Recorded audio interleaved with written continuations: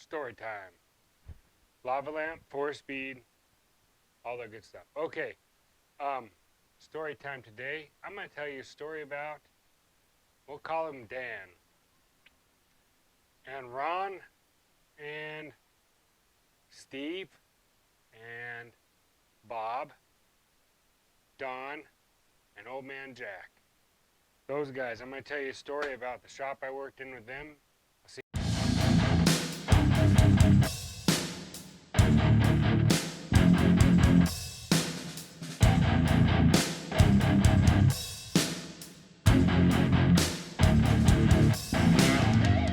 We're back. We're back. Okay, so I went to work at this shop, and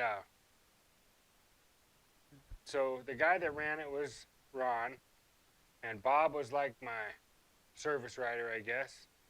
Don and Jack, the old man, they were um, like the front end specialist, and then Steve, he was like the exhaust guy, but Steve could fix just about anything. In fact, Steve taught me. Well, he just taught me a bunch of funny stuff. It had nothing to do with anything other than just being funny. But he could put his name in just about any song. Everything had to do with Steve, and it was hilarious. Um, and I came to work there, and I ended up being, I was like the diagnostic guy. So I did everything else that was not exhaust, not brakes and suspension, and not alignments. Although I would do the alignments and I would do brakes, exhaust, and suspension. But I did like everything else. All encompassing. Timing belts, water pumps, you name it, that's what I did. And we needed an oil change kid, and we didn't have one. And so I told Ron, I said, I'm going to go up to the local high school and I'm going to I'm going to get their student. I'm going to get us an oil change kit. And he said, well, we've tried to get a bunch of oil change guys, but, every time we put an ad in the paper, nobody will come. I said, I'll be right back with a good one.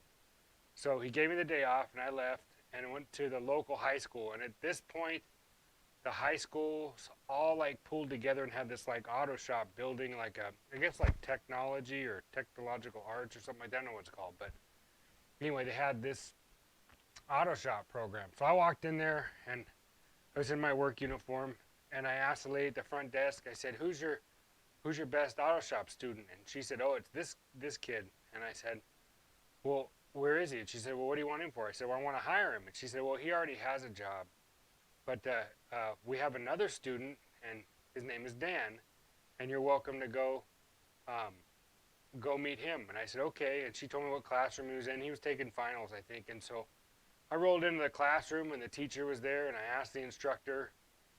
I said, "Hey, I'm looking for Dan." And he said, "Oh, he's just about done with his stuff. As soon as he's done, um, he can be with you." And I said, "Well, I want to hire him." And he said, "Well, he has a job, but maybe you can get him to take another job." I said, "All right."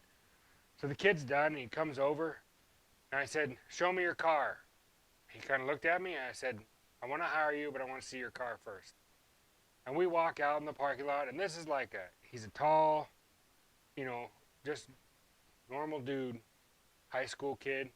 We go cruising through the parking lot. There's all these BMWs and Rice Rockets and stuff. This is like early 2000s, and there's like all these like Hondas and whatever, Nissans and all sorts of stuff. And I was like, "Oh, is this one yours?" And he goes, "No, mine's down there at the end." And we walk down there, and there's this green GMC Sprint with a black snorkel hood on it and like some flaking appliance mags. And I was like, "You're hired." He said, "What?" And I said, "You're hired." And he said, "What do you mean?" I said, "Well, who built your car?" He's like, "I did." I said, "Who pulled the engine?" He said, "I did." I said, "The tranny?" He said, "I did." I said, "What is the rear end?" He goes, "I haven't changed the gears yet, but I'm gonna." And I was like, "You're my kid." And he said, "Well, I have a job." And I said, "Doing what?" He goes, "I work at McDonald's. I've been there for like 2 years." I was like, "That's great, but it's time for you to put in your notice because you're coming to work with me." And he said, well, I said, "Look, do you want to flip burgers the rest of your life, or do you want to work in a shop?" He said, "Well, I want to work at a shop." I said, "All right, be in my office at the shop Monday at 9 a.m. because he was graduating. I said, "As soon as you're done with school, your last day of school, when that's get that stuff over with, I want you to be, after your customary 2 weeks with your job, because that's proper. If you're gonna leave, I want you at my door." So he showed up I told him 8. He was there like 7:30.